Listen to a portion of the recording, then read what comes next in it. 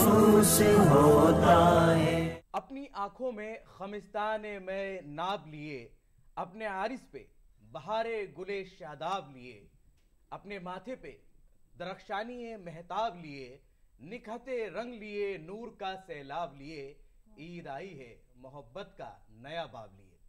ناظرین آداب، آپ سبھی کو عید کی پرخلوص مبارکباد۔ ناظرین، روح کی لطافت، قلب کے تزکیے، بدن اور لباس کی طہارت اور مجموعی شخصیت کی نفاست کے ساتھ انتہائی عاجزی، انکساری اور خشوع و خضوع کے ساتھ تمام مسلمانوں کے اسلامی اتحاد اور اخوت کے جذبے سے سرشار ہو کر بارگاہ رب العزت میں سجدہ بندگی اور نذرانہ شکر بجا لانے کا نام عید ہے۔ سچ پوچھئے تو اسلام میں دو ہی تہوار ہیں، عید الفطر اور عید الاضحیٰ۔ عید کے معنی خوشی کے ہیں، مسرت کے ہیں، جو ماہ رمضان کے مکمل ہونے کے بعد تمام مسلمان مناتے ہیں۔ ماہ رمضان جو مہینہ ہے رحمتوں کا، برکتوں کا، قرآن کے نزول کا، اللہ کو راضی کرنے کا اور غریبوں کے ساتھ غمخواری کرنے کا۔ یہ مہینہ ہمیں نصیب ہوا اور ہم نے اس سے کچھ فیض حاصل کرنے کی کوشش کی، اس سے بڑی سعادت اور خوشی کی بات اور کیا ہو سکتی ہے۔ عید کے دن اسی خوشی کے اظہار کے لیے ہم صبح جلدی اٹھتے ہیں، نہا کر، نئے کپڑے پہن کر، خوشبو لگا کر، سب بڑے اور چھوٹے ایک ساتھ مل کر نماز دوگانہ ادا کرنے کے لیے عیدگاہ اور بڑی مساجد کا رخ کرتے ہیں، نماز ادا کرتے ہیں اور اس کے بعد سب گلے مل کر ایک دوسرے کو عید کی مبارکباد دیتے ہیں۔ اور یہی وہ لمحہ ہوتا ہے جب گلے شکوے ختم ہو جاتے ہیں، نفرت مٹ جاتی ہے اور پیغام عام ہوتا ہے محبت کا، بھائی چارے کا، اخوت کا، اتحاد کا، اتفاق کا۔ اور ناظرین، یہ عید اپنے ساتھ ایک پیغام بھی لے کر کے آتی ہے، اس کا ایک مقصد بھی ہے، اس کا ایک فلسفہ بھی ہے۔ آج کے اس پروگرام میں، اس پیام مسرت کے اس پروگرام میں ہم جاننے کی کوشش کریں گے عید کے اس پیغام کو، عید کے اس مقصد کو، اس یکجہتی اور اتحاد کے سبق کو جو عید ہمیں پڑھاتی ہے۔ ہمارے آج کے اس پروگرام میں ہمارے ساتھ موجود ہیں خاص مہمان۔ ہمارے پہلے مہمان ہیں شاہ ولی اللہ انسٹیٹیوٹ کے چیئرمین مفتی عطاء الرحمن قاسمی صاحب۔ ہمارے دوسرے خاص مہمان ہیں مفتی نوید قاسمی صاحب، اور ہماری تیسری خاص مہمان ہیں سعدیہ صاحبہ جو اسکالر ہیں۔ میرا پہلا سوال مفتی صاحب آپ سے یہ ہے کہ اسلامی تہوار کے تناظر میں عید الفطر کی کیا اہمیت ہے اور کیا پیغام ہے عید الفطر کا؟ تھوڑی سی میں چاہوں گا ہمارے ناظرین کے لیے آپ تفصیلی روشنی اس پر ڈالیں۔ عید الفطر ایک اجتماعی عبادت ہے، اس کے سماجی، روحانی، تاریخی حیثیت بھی ہے۔ عید الفطر کے سلسلے میں عرض کروں کہ حضور صلی اللہ علیہ وسلم جب ہجرت کر کے مدینہ منورہ میں تشریف لے گئے تو ہجرت کے دوسرے سال گویا کہ اس کے بارے میں رمضان اور روزے وغیرہ کے سلسلے میں حکم آیا، تو وہاں جب دیکھا تو ایک قومی تہوار منایا جاتا تھا مدینہ میں۔ تو حضور صلی اللہ علیہ وسلم نے پوچھا کہ یہ کیا ہے،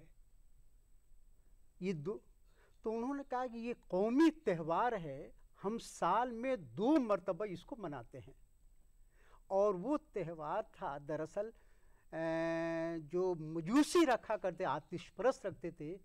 نوروز اور مہرجان۔ اچھا، یہ گویا کہ مارچ کے 21 مارچ سے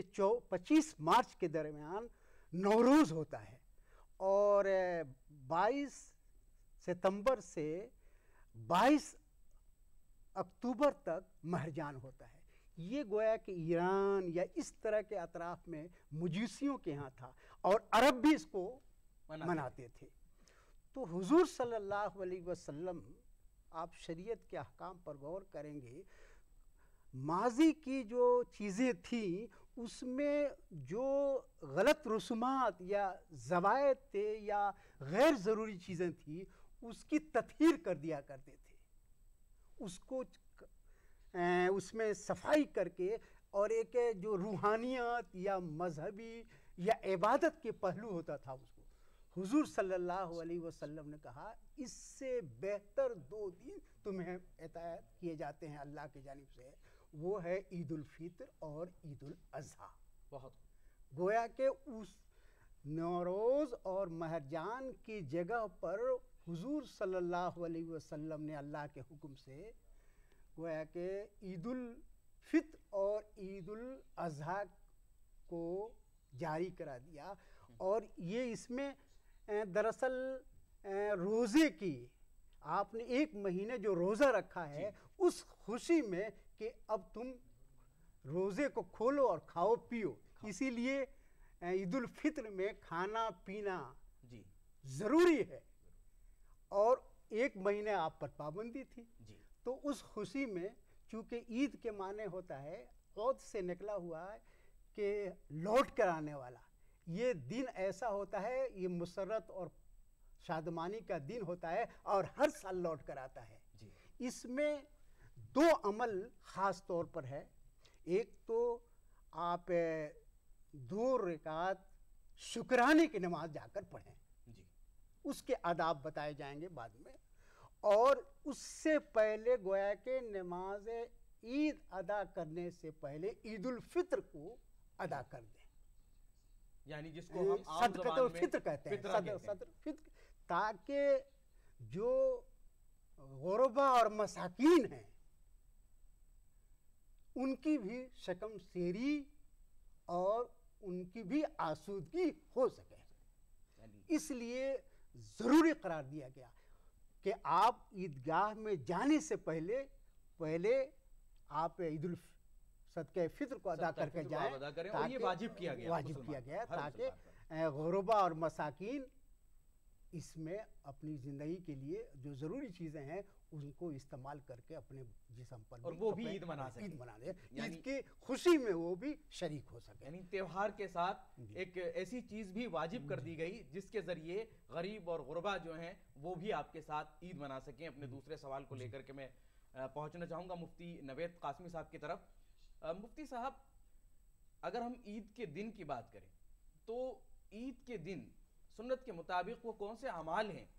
جو عید کے دن کیے جانے چاہیے؟ وہ اعمال جن کو جناب نبی کریم صلی اللہ علیہ وسلم عید کے دن کرتے تھے، جی اس پر غور کیا جائے۔ حدیث سے پتہ چلتا ہے کہ جناب نبی کریم صلی اللہ علیہ وسلم عید کے دن اور دنوں کے مقابلے ذرا جلدی بیدار ہوتے تھے، غسل کرتے تھے، مسواک کرتے تھے، خوشبو لگاتے تھے، اچھے پاکیزہ دھلے ہوئے کپڑے پہنتے تھے، عیدگاہ جاتے تھے، جانے سے پہلے کوئی میٹھی چیز کھاتے تھے، مثلا کھجور، اور ایک راستے سے جاتے تھے دوسرے راستے سے آتے تھے، پیدل تشریف لے جاتے تھے۔ حضرت ابو سعید خدری رضی اللہ تعالیٰ عنہ سے روایت ہے کہ فرماتے ہیں کہ رسول اللہ صلی اللہ علیہ وسلم عیدین میں، عید الاضحیٰ اور عید الفطر میں عیدگاہ تشریف لے جایا کرتے تھے۔ اور ابن عمر رضی اللہ تعالیٰ عنہما سے روایت ہے، فرماتے ہیں کہ ہمیں جناب نبی کریم صلی اللہ علیہ وسلم نے عید سے پہلے صدقۃ الفطر ادا کرنے کا حکم فرمایا۔ آپس میں محبت، پیار، اخوت بانٹنے کی کوشش ہوتی تھی۔ بالکل آپ نے صحیح فرمایا، اور یہی وہ سبق ہے، یہی وہ اعمال ہیں جو ہمیں کرنے چاہیے، جو رسول اللہ سے ہم تک پہنچے ہیں، جو ہم نے آپ سے جانا کہ اب وہ ہمیں کرنے چاہیے۔ صدقہ فطر سے بھی ابھی ہم اس کے تعلق سے بات کریں گے، اس سے پہلے میں ہماری تیسری جو مہمان ہیں ان سے جاننا چاہوں گا کہ رمضان کے جو بعد یہ عید آتی ہے تو رمضان کی بھی تیاریاں اور اس کے ساتھ ساتھ عید کی بھی تیاری، تو خواتین کے لیے کتنا اہم لمحہ ہو جاتا ہے یہ، جس کے اندر عید کی بھی تیاری ہے اور رمضان بھی جو ہے اپنے بالکل اختتام پر ہیں، تو آپ کس طریقے سے اس کو مینج کرتی ہیں؟ کیا تیاریاں آپ کی رہتی ہیں عید کے تعلق سے؟ رمضان کے مہینے میں جیسے رمضان کی تیاری ہوتی ہے، رمضان میں سحری کی جاتی ہے، روزہ رکھا جاتا ہے، روزے میں افطاری کا انتظام کیا جاتا ہے، اسی طریقے سے عید کی بھی تیاریاں کی جاتی ہیں. اور عید کی تیاریوں کے لیے جس طرح سے اور جتنے جوش و خروش کے ساتھ روزے کی تیاریاں رمضان میں کی جاتی ہیں، روزے کی، سحری کی، افطاری کے سامان کی تیاری کی جاتی ہے، اس سے زیادہ جوش و خروش کے ساتھ جو ہے ہم عید کی تیاریاں شروع کرتے ہیں. لیکن عید کی تیاری میں تمام افراد، جو گھر کے افراد ہوتے ہیں، سب شامل ہوتے ہیں، مددگار ثابت ہوتے ہیں اس میں. لیکن خواتین، مجھے لگتا ہے سب سے اہم رول خواتین کا ہوتا ہے عید کی تیاری میں. سب سے بڑا مسئلہ مجھے لگتا ہے ان کے سامنے گھر کے انتظامات کو دیکھنا. سب سے پہلے ان کو شاپنگ کرنا ہوتی ہے. سب سے پہلے شاپنگ کے لیے انہیں گھر کے جتنے چیزیں ہوتی ہیں، جیسے ڈیکوریشن وغیرہ ہے، پردے چینج کرنے ہیں، یا پھر بیڈ شیٹ خریدنی ہے، یا پھر گھر کی کراکری وغیرہ خریدنی ہے، ان کے لیے، مہمانوں کے لیے سارا انتظام کرنا ہے، وہ ساری ذمہ داریاں ہوتی ہیں. اس کے علاوہ ان کے اوپر ذمہ داری ہوتی ہے ان کے جو بچے ہوتے ہیں ان کے کپڑے خریدنا. اپنے مرد حضرات ہوتے ہیں، ان کے بھی کپڑوں کی کہیں نہ کہیں ایک شاپنگ کرنی ہوتی ہے. کہ یہ جو تیاری جو آپ نے اتنی ساری بتائی، اور جو گھر کے پردوں سے لے کر کے اور کھانے پکانے تک کی وہ تیاری ہے، تو یہ جو لسٹ تیار ہوتی ہے، یہ کیا چاند رات میں تیار ہوتی ہے، یا پورے رمضان سے یہ لسٹ تیار ہوتی ہوئی چلی آ رہی ہوتی ہے، جس کو آخری اور حتمی شکل دے دی جاتی ہے ایک دن پہلے؟ الگ الگ مسائل ہوتے ہیں ہر گھر کے، تو الگ الگ طریقے سے اپنی مینجمنٹ کرتی ہیں اس کا. تو وہ جو جاب کرتی ہیں تو وہ پہلے سے ہی اپنا سارے شاپنگ کر کے سارے رکھ لیتی ہیں پہلے سے. کچھ خواتین گھر میں ہوتی ہیں، تو گھر والی جو خواتین ہوتی ہیں، مجھے ایسا میں نے جہاں تک اندازہ کیا ہے، جہاں تک دیکھا ہے، میرا مشاہدہ ہے کہ جو گھر کی خواتین ہوتی ہیں وہ لاسٹ ٹائم پہ سارا انتظام کر کے رکھتی ہیں، کیا کیا لے کے عید کے 2-3 دن، ہاں، آخری جو لمحہ آخری رمضان ہوتے ہیں اس میں تیاریاں کر کے رکھتی ہیں، اس میں تیاری کی جاتی ہے. بہت اچھی بات ہے. آپ کی عید کی تیاریوں کے تعلق سے بیچ بیچ میں آپ سے سوال پوچھتا رہوں گا، کیونکہ خواتین کے بنا اور بچوں کے بنا عید جو ہے وہ ادھوری سی ہوتی ہے. لیکن اس کے ساتھ ساتھ عید کی بہت ساری ایسی باتیں بھی ہیں جو جاننی میرے لیے بھی بہت ضروری ہیں، اور ہمارے جو ناظرین ہیں ان کے لیے بھی بہت ضروری ہیں. جیسے مفتی صاحب نے فرمایا تھا کہ عید کی نماز سے پہلے صدقہ فطر کا ادا کرنا بہت ضروری ہے. تو صدقہ فطر کے تعلق سے مفتی صاحب کی جانب میں آنا چاہوں گا کہ صدقہ فطر کیا ہے، اس کی مقدار کتنی ہے، اور وہ کون لوگ ہیں جن کو ہم مستحق مانیں اور ان کو یہ صدقہ فطر دیا جائے؟ دیکھیے، صدقہ فطر کا حکم بڑا شدید ہے کہ نماز سے پہلے ادا کیا جائے، جیسا کہ میں نے عرض کیا، تاکہ فقراء مساکین کی بھی ضرورت کی تکمیل ہو سکے. اور یہ صدقہ فطر دراصل آپ 1 مہینے کا روزہ رکھا، روزوں کے اندر تھوڑی بہت کوتاہی ہو گئی، کوئی کمزوری آ گئی، کوئی غلطی واقع ہو گئی، کوئی بے ادبی ہو گئی، اس کی گویا کہ تکمیل ہوتی ہے صدقہ فطر کے ذریعے سے. اور جب حدیث میں آتا ہے کہ جب تک صدقہ فطر ادا نہیں کیا جاتا ہے، اس کا روزہ آسمان اور زمین کے درمیان معلق رہتا ہے. ہمارے ناظرین اس وقت دیکھ رہے ہیں کہ اگر کچھ لوگ نہیں دے پائے، عید الفطر کی نماز سے پہلے وہ فطرہ نہیں دے پائے، اور اس وقت وہ ہمارا پروگرام دیکھ رہے ہیں، تو کیا اب جب ان کو معلوم ہو گیا کہ صدقہ فطر دینا بہت ضروری ہے، اور ان سے کہیں نہ کہیں بھول چوک اگر ہو گئی ہو، تو کیا وہ عید کی نماز کے بعد بھی صدقہ فطر دے سکتے ہیں؟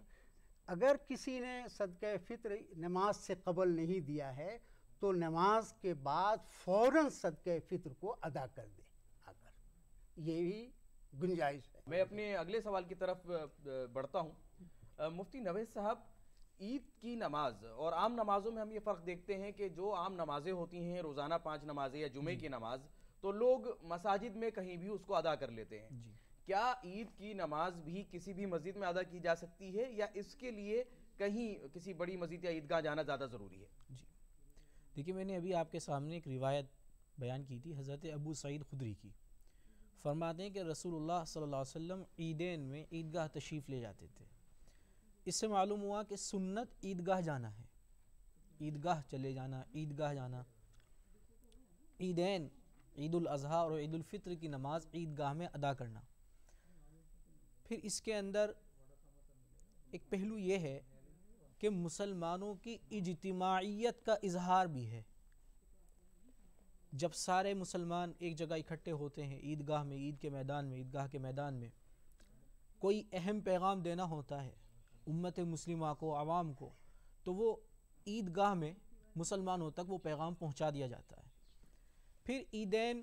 دوسری نمازوں سے ممتاز بھی اسی طریقے سے ہوتی ہے۔ اگر دشواری نہ ہو تو کوشش کر کے عیدین کی نماز عیدگاہ میں ادا کی جائے۔ ایک مرتبہ جناب نبی کریم صلی اللہ علیہ وسلم کے دور میں بارش ہو گئی تو آپ علیہ الصلاۃ والسلام نے مسجد میں عید کی نماز پڑھائی۔ یہ بھی ہے کہ اگر دشواری ہو جائے، موسم خراب ہے یا صحت مند نہیں ہے، چل پھر نہیں سکتے، یا سواری کا نظم نہیں ہے، بہت دور ہے عیدگاہ۔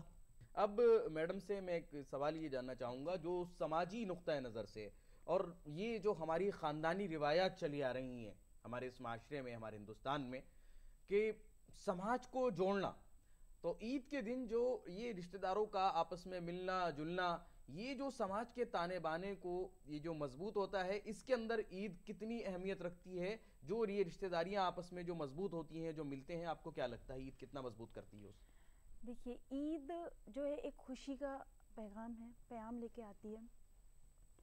اور مجھے بھی یہی لگتا ہے کیونکہ آج موجودہ دور میں ہم دیکھتے ہیں کہ ہمارا پورا معاشرہ جو ہے، پورا سماج ایک گاؤں سے، آپ دیکھتے ہیں کہ گاؤں سے اٹھ کے زیادہ تر لوگ شہر کی طرف بھاگ رہے ہیں، اور ان کو اپنے شہر کی طرف بھاگ رہے ہیں، وہاں چاہے جاب کرنے کے سلسلے میں آتے ہوں، چاہے وہ بزنس کے سلسلے میں آتے ہوں، چاہے وہ پڑھائی کے سلسلے میں آتے ہوں، وہ اپنے گھر سے باہر رہتے ہیں۔ عید ہی ایک ایسا موقع ہوتا ہے، مجھے لگتا ہے عید ہے، عید الفطر ہے، یہ عید الاضحیٰ ہے، لیکن عید الفطر جو ہے وہ ایک ایسا موقع ہوتا ہے جس پہ پوری فیملیز، پورے رشتہ دار سب اکٹھے ہوتے ہیں اس پہ، اور جو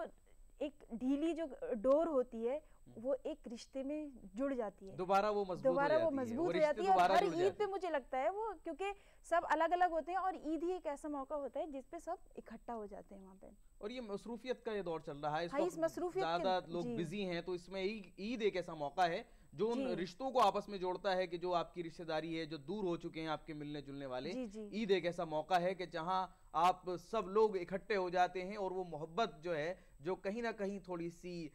مائند ہو گئی تھی، وہ دوبارہ اس کا جذبہ جو ہے ہو جاتا ہے۔ اور دوسرا پہلو ہم یہ کہہ سکتے ہیں، جیسے ہمارے رشتہ داروں میں آپس میں لڑائی جھگڑے ہو جاتے ہیں، اور رشتہ داروں میں گھر ہیں، خاندان ہیں، تو آپس میں لڑائی جھگڑے، بغض و کینہ ہوتے ہیں، یا پھر بہت ساری لڑائی جھگڑے ہو جاتے ہیں، تو ان سب کو جب ہم ایک جگہ ملتے ہیں، ایک جگہ آتے ہیں، تو پھر وہ سب ایک دوسرے سے مل کے ہم وہ ساری برائیاں ختم کر کے وہ ختم ہو جاتی ہیں، دل سے دل ملتے ہیں، تو ساری برائیاں ختم ہو جاتی ہیں وہاں۔ مجھے لگتا ہے پورے سماج کے لیے، پورے معاشرے کے لیے بہت ایک اہم دن ہے عید کا دن، اور اس میں سب خوشیاں مناتے ہیں۔ مفتی صاحب، آپ سے ایک سوال ضرور پوچھنا چاہوں گا کہ ایک بات دیکھنے میں آ رہی ہے، گزشتہ کئی سالوں سے میں بھی یہ بات دیکھ رہا ہوں، کہ اگر کسی کے ساتھ کوئی حادثہ پیش آ گیا، کچھ لوگوں کے ساتھ، یا کسی کے گھر میں کوئی انتقال ہو گیا ہے، کسی کا کوئی بات ہو گئی ہے، تو اکثر لوگوں کو دیکھا ہے کہ بھئی ہم اس مرتبہ عید نہیں منائیں گے۔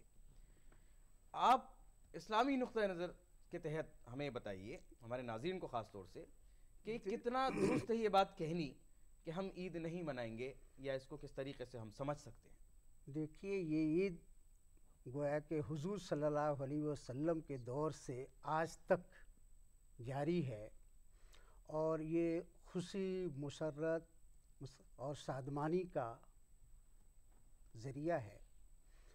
اس کو کسی ماتمی وقت سے، یا کسی حادثے سے، یا کسی طرح کے کسی چیز کو ہونے کی وجہ سے موقوف کرنا شریعت کی طرف سے اس کی اجازت نہیں ہے، اور یہ غیر شرعی عمل ہے کہ ہم گویا کہ اپنے عید کو کسی حادثے کی وجہ سے روک دینا مناسب نہیں ہے۔ اس عید کا خاص پہلو یہ ہے کہ آدمی اپنے گھر سے جائے، جیسا کہ یہ بات آئی ہے، ایک راستے سے جائے اور تکبیر کہتے ہوئے جائے،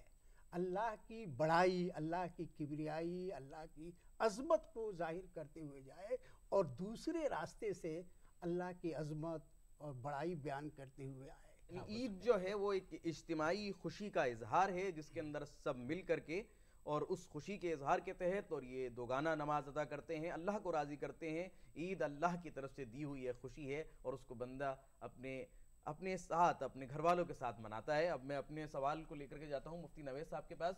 مفتی صاحب، ایک چھوٹا سا سوال آپ سے میرا یہ ہے کہ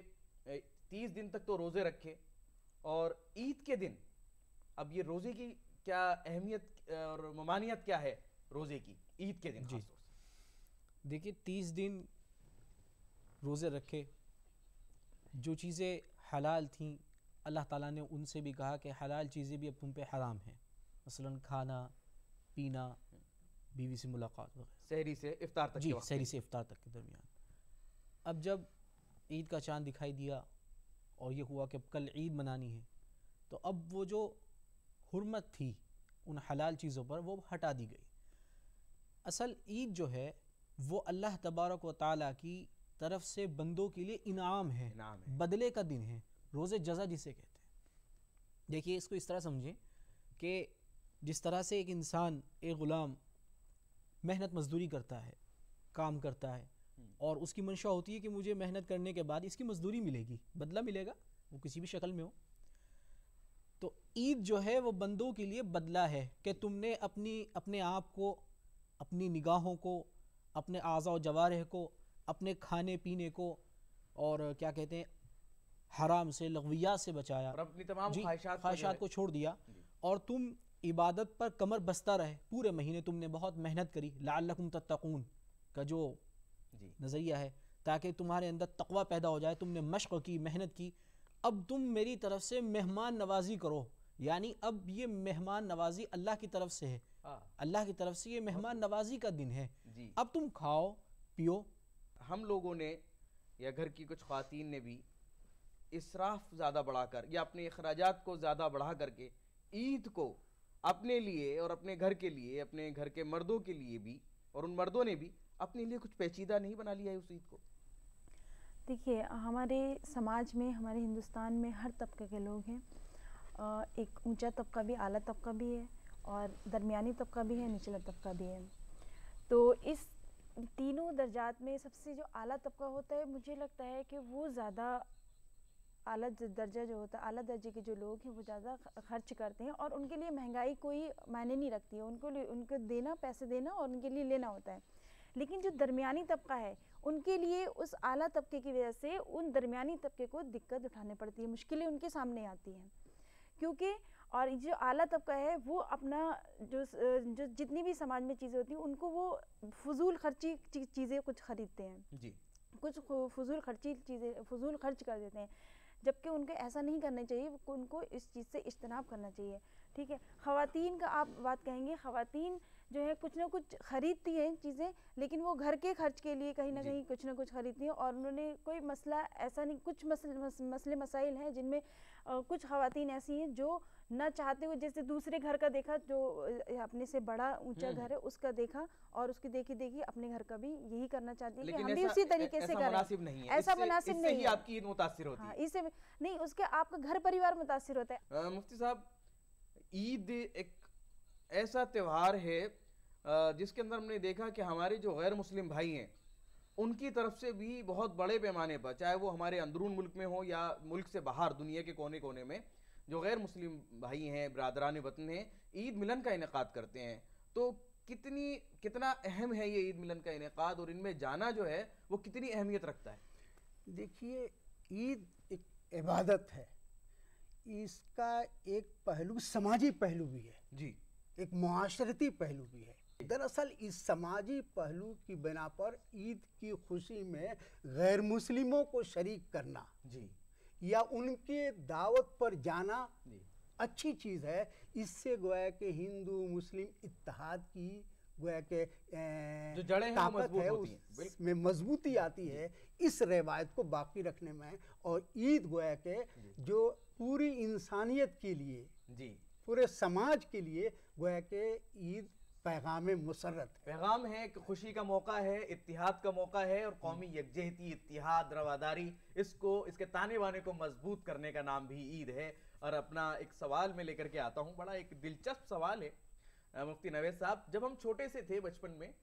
تو ہم عیدی مانگا کرتے تھے جی اور اب جیسے جیسے بڑے ہو رہے ہیں تو جیب خالی ہونے لگی ہے. تو یہ عیدی کا آغاز کہاں سے ہوا جو بچے عیدی مانگتے ہیں, اور یہ عیدی کا لین دین جو ہے یہ کب سے شروع ہوا یہ؟ دیکھیے عیدی تو ایک ہدیہ ہے, تحفہ ہے, اور اس کے اندر اصل چیز یہ ہے کہ بچے خوش ہوتے ہیں جب ان کو پیسے دیے جائیں تاکہ وہ اپنی منشا اپنے مطلب کی چیزیں خرید سکیں. جی چونکہ دیکھیے عید جو ہے عبادت ہے, لیکن جب ہم عبادت سے فارغ ہوتے ہیں, دو گان ادا کر کے آتے ہیں, اب اس کے بعد رشتہ داروں کا, احباب کا ایک دوسرے کے ہاں جانا, ہمارے ہاں کسی کا آنا, اور اصل عید ہوتی ہے بچوں کی. جی وہ طرح طرح سے خوشیاں مناتے ہیں, باہر جا کر کچھ کھانے کی کوشش کرتے ہیں. اسی طریقے سے ان کے اندر ایک ہوڑ یہ ہوتی ہے کہ مجھے زیادہ سے زیادہ عیدی ملے, زیادہ سے زیادہ عیدی. اور وہ آپس میں تقابل بھی کرتے ہیں کہ بھائی میرے پاس اتنی عیدی اکٹھی ہو گئی ہے, اور اس پہ فخر بھی کرتے ہیں. جی تو یہ عیدی ایک تحفہ ہے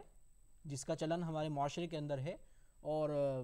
جس کے اندر محبت بھی ہے, پیار بھی ہے, معصومیت بھی ہے کہ بچے اپنے بڑوں سے عیدی مانگتے ہیں, ضد کرتے ہیں, اور بڑوں کو دینے میں بڑی مسرت محسوس ہوتی ہے. اور بالکل پروگرام اب اپنے آخری کنارے پر ہے, تو محترمہ سے میں اپنی جو خاص مہمان ہیں اس میں جاننا چاہوں گا کہ عید کا جو یہ موقع ہے یہ کیا پیغام آپ اس وقت آپ جانتی ہیں کہ معاشرے کو جوڑنے کے لیے اور سب کو ساتھ ملانے کے لیے یہ عید کا جو پیغام ہے کیا کہنا چاہتی ہیں اس تعلق سے؟ عید کا جو پیغام ہے, عید کی جو خوشی ہے یا عید کا جو موقع ہے, اس پہ ہم تمام خواتین کو اور تمام گھر کے تمام افراد کو یا پھر پورے معاشرے کو ایک یکجٹ ہو کے رہنا چاہیے, اور ان کو جو مہمان ہیں ان کو دعوت پہ بلانا چاہیے, اور ان کو دعوت دینی چاہیے, اور ان کو جتنی مہمان نوازی کر سکتے ہیں ہم اپنی خوشی سے اتنی اسی طریقے سے کرنا چاہیے. اور بچوں کے لیے مجھے لگتا ہے سب سے اہم موقع ہوتا ہے یہ, جیسا کہ مفتی صاحب نے کہا کہ بچوں کے لیے عیدی تحفہ ہوتی ہے اور ان کے لیے خوشی کا موقع ہوتا ہے. مجھے بھی یہی لگتا ہے کہ بچوں کے لیے سب سے زیادہ, ہم بڑوں سے زیادہ بچوں کے لیے اس میں زیادہ خوشی ہوتی ہے. جو کو بھی خوش رکھیں, اور جیسے ہماری مہمان ہیں مہمان نوازی کے لیے پوری طریقے سے تیار ہیں, اس طریقے سے جو خواتین ہمارے پروگرام دیکھ رہی ہیں وہ بھی مہمان نوازی کے لیے پوری طرح تیار ہوں گی, تو خوب مہمان نوازی کریں. مفتی صاحب آپ کا کیا پیغام عید کے دن ہمارے تمام ناظرین کے لیے مختصراً ایک پیغام حضرت علی رضی اللہ تعالیٰ عنہ کے حوالے سے میں آپ کے سامنے پیش کرنا چاہتا ہوں. جب وہ امیر المومنین تھے تو ایک وفد حضرت علی رضی اللہ تعالیٰ عنہ کے یہاں پہنچا. حضرت علی رضی اللہ تعالیٰ عنہ جو کہ سوکھی روٹی کھا رہے تھے, سوکھے ٹکڑے کھا رہے تھے. تو وفد والوں نے کہا امیر المومنین آج تو عید ہے. تو حضرت علی رضی اللہ تعالیٰ عنہ نے فرمایا کہ دنیا میں بہت سارے لوگ ایسے ہیں کہ آج کے دن ان کو یہ جو کہ سوکھے ٹکڑے بھی نصیب نہیں ہیں, جب تک ان سب کو بھرپور غذا نہ مل جائے ہمیں عید منانے کا کوئی حق نہیں. مفتی نوید صاحب بالکل آخری ریئیکشن میں آپ کا چاہوں گا. پڑوس اور ہم جب عید مناتے ہیں تو ہمارے پڑوسی کی, ہمارے رشتہ دار کی کتنی اہمیت ہے, وہ پڑوسی چاہے مسلمان ہو یا غیر مسلم, آپ کی عید کے اندر اس پڑوسی کی کتنی اہمیت ہے میں جاننا چاہوں. پڑوسی کوئی بھی ہو, مذہب, برادری, رنگ و نسل, اس سے پڑوس کا کوئی تعلق نہیں. پڑوسی تو پڑوسی ہے, وہ آپ کا ہمسایہ ہے. آپ کے اوپر ذمہ داری ہے کہ جو آپ اپنے لیے استعمال کرتے ہیں وہ آپ پڑوسی کو بھی اس میں شریک کریں, اپنی خوشی میں شریک کریں. سب کو لے کر خوشیاں منانے کا نام عید ہے. تو ان تمام باتوں کو دھیان رکھیں جو ہم نے یہاں پر اپنے خاص مہمانوں کے ساتھ گفتگو میں کی, اور اس پیغام کے ساتھ ہمیں بھی اجازت دیں. اور اس سے پہلے میں تمام اپنے مہمانوں سے اجازت لینی چاہوں گا اور شکریہ ادا کرنا چاہوں گا تمام مہمانوں کا کہ آپ نے عید کے دن اس خاص ہماری اس پیشکش میں آپ نے شرکت کی, اس کے لیے آپ کا بہت بہت شکریہ. عید ہر بہار دیکھنے کو, ایسے کھیل و نہار دیکھنے کو, ایک اس عید پر کیا ہوا ہو, نظر آتا نہیں لیکن خدا محسوس ہوتا ہے. نظر آتا نہیں لیکن خدا محسوس ہوتا ہے.